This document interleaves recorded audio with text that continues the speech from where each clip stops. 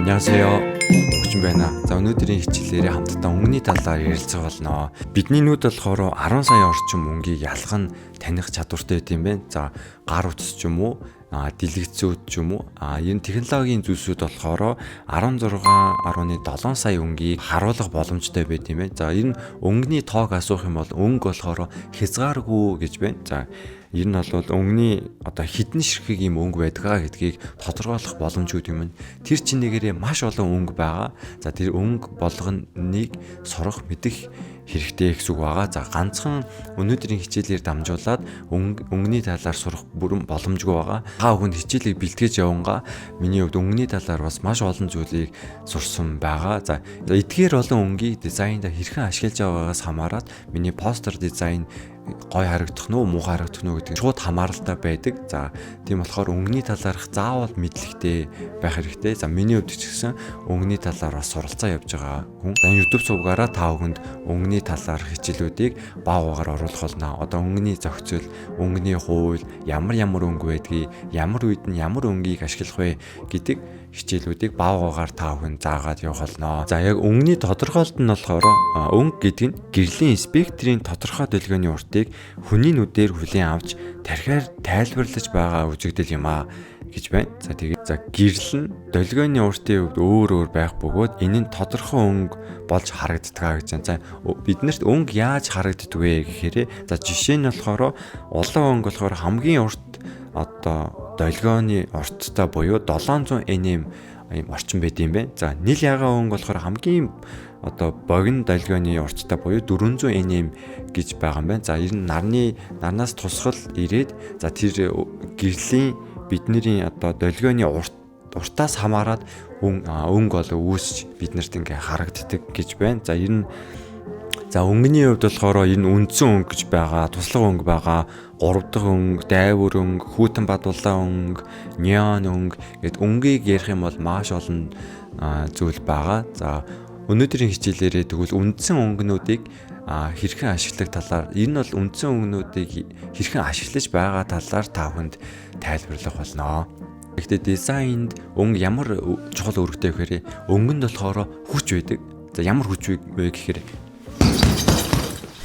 за энийг бол яриаггүй. Өнгөнд болохоор камжон буюу сэтгэл хөдлөл байдаг байгаа. За тэр нь юу гэсэн үг вэ? Бидний өнгийг хараад бид нэр сэтгэл хөдлөл өөр байдаг гэсэн үг байна. За жишээ нь болохоор эмчнэрийн одоо халаадны өнгөнд ихэвчлэн цагаан, цэнхэр хүмүүсийн сэтгэл санааг жоохон тайван байлгах зорилготой тийм өнгө байгаа шүү дээ. За эмнэлэгт ороод амар өвдөөд үхчихлээ. Тэгс чи бүхий л эмчнэрийн халаад эсвэл одоо эмчнэрийн эсвэл эмнэлгийн энтрээр нүүд нь болохоор улаан байлаа гэж та нар боддоо. Тэгэх юм бол та бүхэнд ямар сэтгэл хөдлөл төрөх вэ? Хизүү бас илүү их ингээд улаан өнгө харах юм бол хүн уур хүрдэг ч юм уу, илүү ингээд хурд нь яардаг ч юм уу тэгдэг үстэй. Эмнэлэгт орох юм бол одоо бид нарыг тайван байлгах сэтгэл зүйн хувьд болохоор цагаан өнгийн өнгө, цэнхэр өнгийн өнгөнүүд болохоор сэтгэл зүйн хувьд бид нарыг тайван байлгадаг өнгө байгаа. За тийм учраас эмнэлгийн салбарын бүхий л зүйлсүүд болохоор илүү юм гэгээлэг өнгөнүүдийг авч ашигладаг байгаа. За жишээ нь тэнгэрийн өнгө жоон цэнхэр өнгөтэй хөөх өнгөтэй байдаг та. За хэрвээ улаан өнгөтэй байдаг гэж боддоо та хүн за найзтайгаа муудалцаад ч юм уу одоо ингээд гараад ирлээ. За тэгээд дээшээ тэнгэр рүү харах юм бол улаан тэнгэр байлаа гэж боддог. Тэгэх юм бол та бүхний уур илүү их ингээд төрнө гэсэн үг байгаа. За цэнхэр өнгө байхаар илүү ингээд тайвширдаг. Сэтгэл санаанд маань сэтгэлээ ч гэсэн ингээд жоохон барьдаг. За улаан байх юм бол яхааргүй уур хүрдэг үстэй. Яг түүнтэй ижилхэн өнгөнд болохоор юм сэтгэл хөдлөлүүд байдаг байгаа. Бүхий л компани байгууллагууд болохоор энэ өнгийг бодолцож өөрсдийнхөө үндсэн өнгө болгож бас өөрсдийнхөө одоо маркетингт ч юм уу сурчлагаанд ашигладаг байгаа. За постэр дизайны хувьд миний хувьд хамгийн чухал зүйл нь фонт, дараа нь өнгө гэж боддог байгаа. За фонтыг зөв сонгочих юм бол постерийн 50% нь дуусдаг гэж бас ярьдаг. За өнгөө зөв сонгочих юм бол тэгэл гэнэж өндөө штэ. За тийм учраас та бүхэнд би баагаар өнгийг хэрхэн зөв ашиглах талаар өөрийнхөө мэдих хэмжээндээ тайлбарлаа зааж өгөх болно. За тэгвэл бүгдээрээ ерөнхий өнгөнүүдийг ямар одоо сэтгэл хөдлөл хүмүүст өгдөг талаар эерэг утга, сөрөг утга талаар нь хүмүүст ямар сэтгэл хөдлөл өгдөг талаар ярилцсангаа за дараа нь байгууллагуудын логон дээр байгууллагуудын өнгөн дээр хамтдаа ярилцгаая. За тэгвэл өнөөдрийн хичээлдээ хамтдаа орцгоё. Кажа. За тэгвэл хамгийн ихний өнгө болохоор улаан өнгө байгаа. За улаан өнгө нь болохоор улаан өнгийг харахад ямар сэтгэл хөдлөл төрдөг вэ гэхээр илүү дулаахан, жоохон идэвхтэй, жоохон эрч хүчтэй, жоохон сэтгэл татам байдаг. За эсрэг утгаараа болохоор жоохон хоригдсон эсвэл одоо сэтгэл хөдлөм, аюул, анхааруулга, за ихэвчлэн фаст фуд буюу түргэн хоол, эсвэл notification-ийн нөгөө улаанууд биш одоо яаралтай хурдан унш, хурдан хар гэсэн юм улаан өнгийн айконтой байдаг. За энэ улаан өнгийг болохоор илүү юм аюул анхааруулах зүйл дээр ихэвчлэн ашигладаг байгаа. За бас түргэн хооллууд дээр ихэвчлэн бас ингэж ашигладаг байгаа. За шар өнгө. За шар өнгө болохоор аюулгүй байдал, итгэлтэй байдал, эерэг байдал, бас бүтээл байдлыг мөн баяр хөөргийг илэрхийлдэг гэж байна. За эсрэг утга агуулгаараа болохоор аюул, занал хийлэл, зомжом тиймэрхүү утга илэрхийлдэг юм байна. За хөвчлэн одоо бидний цахилгааны самбар дээр за аюултай хурж болохгүй эсвэл цахилгааны шонон дээр аюултай гэл наацсан байдаг штеп. Тэгээ мөн ялгаагүй ер нь бол гадаадад нөгөө метронууд эсвэл метронууд бас юм богоон ч юм уу их шар өнгийг болохоор бас их маш их ашигладаг юм байна. За дараагийн өнгө болохоор ногоон өнгө байгаа. За ногоон гэхээр та бүхэнд хамгийн түрүүнд байгалийн өнгүүд санаанд орж байгаа байг. Тэгээ ямар сэтгэл хөдлөл илэрхийлдэг вэ гэхээр найрсаг байдал, амьдрал, найдвар, амар тайван тиймэрхүү зүйлсүүдийг өгдөг үстэй. болохоор ихэвчлэн хоол, хүнс энэ бол идэх зүйлтэй холбогдолтой зүйлсүүдэд маш их ашигладаг байгаа.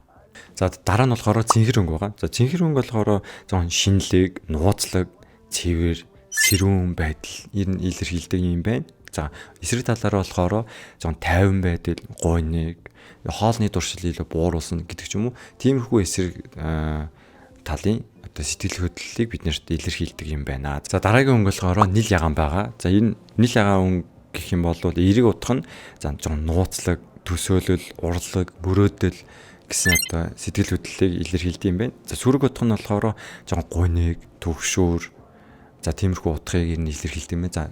За нил ягаан өнгийг дизайнд хэрэглэхэд маш хэцүү байгаа. За дараагийн өнгө болохоор цагаан өнгө байгаа. За цагаан өнгө нь болохоор жон цэвэр, ариун одоо эрүүл ахуй. За эсрэг утгаар болоо жон нойрмог байдал, жон хоосон байдлыг илүү сэтгэл хөдлөлийг илүү төрүүлдэг юм байна. За цагаан өнгө болохоор дизайн хийгээ явж байхад маш олон удаа ашиглагддаг. Бас зөв ашиглах юм бол үнэхээр бест байгаа. Өнгө нь болохоор хар өнгө байгаа. За хар өнгө нь болохоор жон нууцлаг, тансаг, сэрүүн, дэгжин тиймэрхүү сэтгэл хөдлөлийг өгдөг юм. За эсрэг утгаар болохоор жон айдас, жон ноёрхол ч юм уу тиймэрхүү байдлаар хэрэгэлдэг юм байна. За их харах юм бол ямархуу сэтгэл хөдлөл төрдөг эерэг сөрөг утгуудын талаар та бүхэнтэй ярилцлаа. За тэгвэл эдгээр өнгөнүүдийг ашиглаад бидний мэдих байгууллага, компаниуд хэрхэн ашигладаг талаар та бүхэнд тайлбарлаж өгье. Улаан өнгө байна. За улаан өнгийг харах юм бол одоо Coca-Cola ч юм уу жон түргэн хоолд их хөвчлэн ашигладаг байгаа. За одоо ингээд стоп ч юм уу яаралтай хурдан унш тиймэрхүү зүйлсүүдэд маш их ашиглагддаг байгаа. За ер нь CNN одоо телевизэр ч юм уу за харах юм бол Netflix байна. Иймэрхүү брэндүүд болохоор илүү улаан өнгийг илүү ашигладаг байна. За та хүн бодоо үзтээ эдгээр брэндүүд улаан өнгө биш ногоон өнгө байна гэж төсөөлөв үзтээ. Та хүн төсөөлөгдөж байна уу? Энэ өнгө гэдэг тийм чухал байгаа. Ногоон өнгөөр ашиглаад брендинг колор болгосон компаниуд байна. За бидний мэдих компаниуд байх шиг байна. За энэ дээр Starbucks харах юм бол одоо ногоон, одоо байгаль, одоо тиймэрхүү утга агуулгатай одоо өнгөнийхөө зохицлыг ногоон өнгийг олсон гэсэн үг байгаа. За Spotify ч юм уу бидний мэдих одоо байгууллага компаниуд байна. За цэнхэр өнгө байна. За цэнхэр өнгөөр хийсэн одоо байгууллагуудын логоныхоо өнгө нь байна. За одоо Facebook, Twitter, Visa гэдэг ч юм уу. За ер нь бол ихэвчлэн цэнхэр өнгийг одоо банкнд ч юм уу ихэвчлэн ийм албан ёсны байгууллагууд их ашигладаг байгаа. За манай сүмийн логоч гэсэн цэнхэр өнгө байгаа. За нил ягаан өнгө байна. За нил ягаан өнгөөр хийсэн байгууллагуудын лого өнгөнүүдийг нь харах юм бол бас жоохон одоо broadcast ч юм уу телевиз ч юм уу. За тиймэрхүү албан ёсны байгууллагууд болохоор бас илүү хөвчлэн жирнэлиагаа өнгийг ашиглаж хийсэн байна. За дараагийн өнгө болохоор хар өнгө байна. За хар өнгө та хүнд хэлсэнчлэн жоохон тийм лагшри жоохон юм бүтээгдэхүүнүүдэд хөвчлэн ашигладаг гэсэн чинь одоо Gucci ч юм уу, Converse ч юм уу иймэрхүү хувцсны брэндүүдээр нь бол маш их ашигладаг байгаа. Өнөөдрийн хичээлээр болохоор өнгийг харах юм бол хүнд ямар сэтгэл хөдлөл төрдөг талаар та хүнд товчхон тайлбарлалаа. За миний хувьд бас заримдаа боддог. За миний хэрэгжилж байгаа үндсэн улбар шар өнгө маань улаан өнгө байсан бол яах вэ? Тэ хараагаал тэ тиймэрхүү байдлаар хичээл зааж бас боломжтой байсан. Гэтэ өнгө нь ямар өнгийг сонгож ашиглаж байна вэ гэдэг нь маш их чухал байгаа. За өнөөдрийн хичээлдээ дуустал нь хамт байсан маш их баярлалаа. За дараагийн хичээлээр өнгөний зохицол хэрхэн ашигладаг талаар за бас сайтууд маш их байгаа. За тэтгэр зүйлсийг бавгаар та хүнд зааж өгөх болно. Тэгвэл дараагийн хичээлээр уулзцгаая. Bye.